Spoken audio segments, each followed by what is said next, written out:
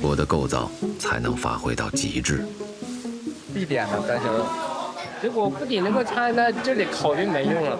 三线肉俗称五花肉，一种再常见不过的肉类，因自身巧妙的肥瘦搭配，成为与老挝火锅最契合的搭档。老挝火锅的标配就是三线肉，肥肉为汤底提供充足的油脂，瘦肉提供了紧实的口感。油煎的那种油香味嘛。